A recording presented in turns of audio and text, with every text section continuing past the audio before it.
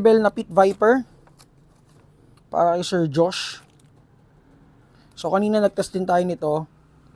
Metal slide, metal frame, naka-compensator with TTI markings, Pit Viper markings, adjustable trigger, naka-magwell, may kasamang case, cleaning rod, magazine, 30 rounds, continental coin, continental card, extra nozzle. Okay? So for COD. So guys, for COD, mag-PM lang kayo sa page natin for details. Okay? Firing.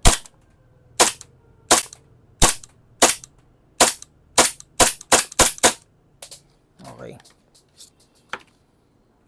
Pit Viper John Wick 4. Next naman, itong test natin going to Cabanatuan.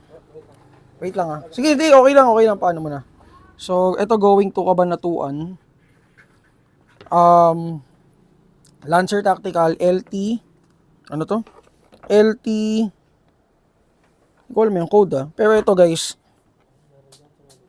by code kasi to, ang dami kasing Lancer Ito siya guys 6S yata.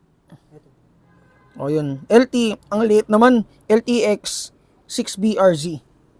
High Kappa unit. So, tetest natin. By the way, naka-P-upgrade na rin to guys. Naka-fixed barrel na rin. Bro, pa-close nga konti. Pero wala siyang markings. Okay, test natin.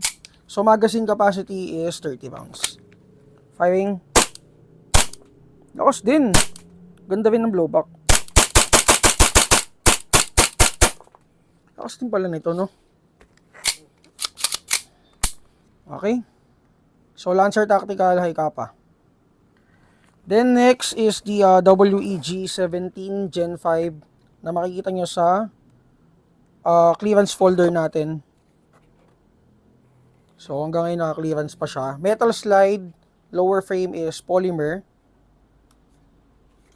Gen 5. Okay, magazine capacity is 30 rounds. Firing.